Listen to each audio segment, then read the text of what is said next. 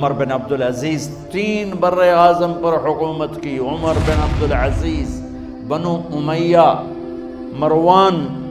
عمر بن عبدالعزیز نے اپنے آپ کو قربان کیا اللہ کے لیے، حکومت کو پاؤں کے تلے رکھا اور اللہ کی رضا کو سامنے رکھا۔ کیسی سلطنت کی؟ جب گورنر تھے تو 60 اونٹوں پہ سامان چلتا تھا۔ جب امیر المومنین بنے تو بچے کہنے لگے ماں سے، بچے بچیاں 12 تھے، ماں سے کہنے لگے کہ عید کا موقع آ رہا ہے، ابا سے کہو ہمیں نئے کپڑے تو لے کر دیں۔ ان کی ماں کا نام ہے فاطمہ، بچوں کی ماں کا نام۔ حضرت عمر گھر آئے، بیگم نے کہا بچے کپڑے مانگ رہے ہیں۔ حضرت عمر کہنے لگے میرے پاس تو پیسے نہیں، تنخواہ میں تو مشکل سے روٹی پوری ہوتی ہے، کہاں سے لے کر دوں؟ تو تھوڑی دیر خاموش رہیں بیگم، پھر کہنے لگی آپ ایسا کریں اگلے مہینے کی سیلری ایڈوانس لے لیں، اس سے میں کپڑے لے لیتی ہوں اور روٹی کا خرچہ میں مزدوری کر کے گھر بیٹھے مزدوری کر کے چلا لوں گی، آپ 1 مہینے کی تنخواہ ایڈوانس لے لیں۔ حضرت عمر بن عبدالعزیز واحد خلیفہ ہیں جن کے دور میں 3 بر اعظم میں زکوٰۃ لینے والا باقی نہیں بچا تھا۔ یہاں لاہور بھی ان کی حکومت کے نیچے تھا، جنوبی اسپین فرانس ان کی حکومت کے نیچے تھا، کاشغر تک ان کی حکومت کے نیچے تھا، استنبول کے دروازوں تک ان کی حکومت تھی۔ 3 بر اعظم میں ایک آدمی زکوٰۃ لینے والا نہ بچا۔ اور اپنا حال یہ ہے کہ بیگم سے کہہ رہے ہیں پیسے کوئی نہیں، کپڑے کہاں سے لے کر دوں؟ اور بیگم طریقہ بتا رہی ہے کہ آپ اگلے مہینے کی تنخواہ ایڈوانس لے لیں، اس سے میں کپڑے لے لوں گی اور چولہے کا خرچہ، روٹی کا خرچہ میں گھر بیٹھ کے مزدوری کر کے کما لوں گی۔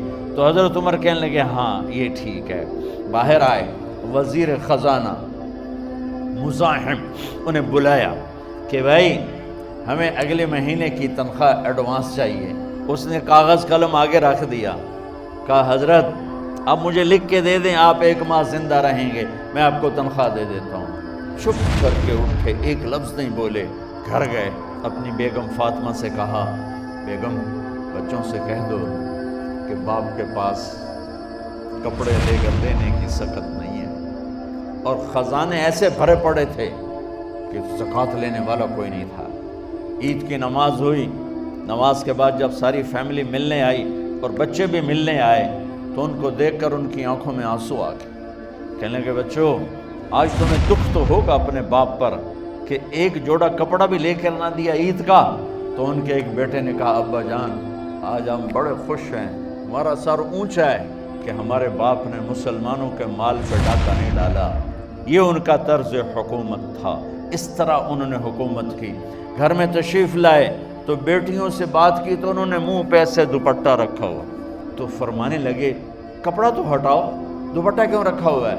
تو گھر کی خادمہ زور زور سے رونے لگی، کہنے لگی امیر المومنین آج آپ کی بیٹیوں نے کچا پیاز توڑ کے روٹی کھائی ہے تو وہ اس کی بو ہے منہ میں، آپ کو بو سے نفرت ہے اس لیے منہ پہ کپڑا رکھ لیا ہے۔ تو حضرت عمر اتنا روئے کہ ان کی داڑھی تر ہو گئی۔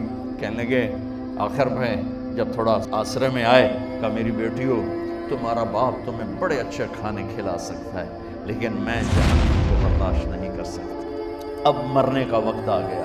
جب وہ گورنر تھے تو 60 اونٹوں پہ ان کا سامان چلتا تھا، اور جب وہ امیر المومنین بنے تو عیادت کے لیے لوگ آ رہے تھے تو سالے عیادت کے لیے آئے، فاطمہ کے بھائی۔ کپڑے دیکھے امیر المومنین کے تو بہن کو ایک طرف کر کے فرمایا، کہنے لگے امیر المومنین کے کپڑے تبدیل کروا دو، لوگ پوچھنے آ رہے ہیں تو میلے کپڑے اچھا نہیں لگتا۔ کہا جی بھائی کرواتی ہوں۔ اگلے دن جب وہ حال پوچھنے آئے تو پھر وہی کپڑے تھے، تو انہوں نے ان کو الگ جا کر کہا بہن میں نے تمہیں کہا تھا کپڑے بدلوا دیتی، کیوں نہیں بدلوائے؟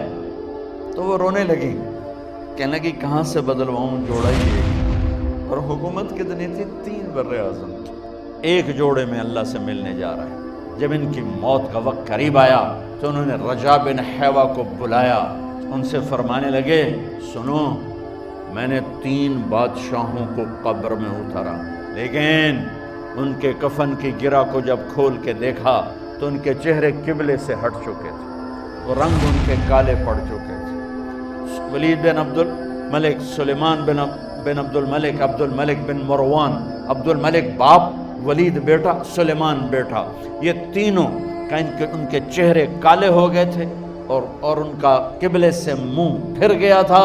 اب میں مرنے لگا ہوں، مجھے پہلے ضرور چیک کرنا کہ میرا اللہ میرے ساتھ کیا کرتا ہے۔ پہلے تینوں کی ظلم کی حکومت تھی، ان کے چہرے قبلے سے کیوں ہٹ گئے؟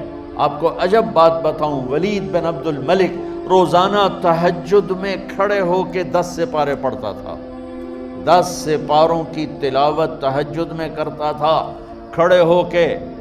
سلیمان بن عبد الملک تہجد گزار، عمر بن عبدالعزیز نے اسی سلطنت کو عدل سے بھر دیا۔ سلیمان بن عبد الملک کی ڈیڈ باڈی جب قبر کے قریب لائے اتارنے کے لیے تو ایسے ایسے ہلنے لگا، اس کا پورا جسم ہلنے لگا۔ تو اس کے بیٹوں نے کہا کہ ہمارے ابا زندہ ہیں، تو حضرت عمر نے فرمایا بیٹو زندہ نہیں ہیں، عذاب قبر جلدی شروع ہو گیا ہے، قبر کی پکڑ پہلے شروع ہو گئی ہے، چھپاؤ اپنے باپ کو جلدی۔ جب عمر بن عبدالعزیز کی ڈیڈ باڈی قبر کے قریب کی گئی تو ایک دم ایسے ایک پرچہ ہوا میں اڑتا ہوا سب نے دیکھا، وہ آتے آتے آتے آتے آتے آتے یوں آ کے حضرت عمر کے سینے پر گر گیا۔ سب دیکھ رہے ہیں۔ جب پرچے کو اٹھا کے دیکھا گیا تو اس پہ ایک سطر پہ لکھا تھا بسم اللہ الرحمن الرحیم، اور دوسری سطر پہ لکھا تھا براءۃ من اللہ لعمر بن عبد العزیز من النار، یہ عمر کے لیے جہنم کی آگ سے نجات کا پروانہ ہے۔ 3 بر اعظم کی سلطنت لے کر وہ جنت کا پروانہ لے کر دنیا سے گئے۔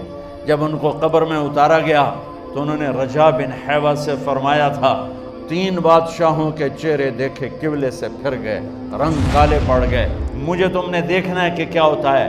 تو رجا فرماتے ہیں جب میں قبر میں اترا اور ان کے کفن کی گرہ کو کھول کے دیکھا تو چہرہ قبلے کی طرف فکس تھا، اور مجھے یوں لگا جیسے 14ویں رات کا چاند قبر میں اتر آیا۔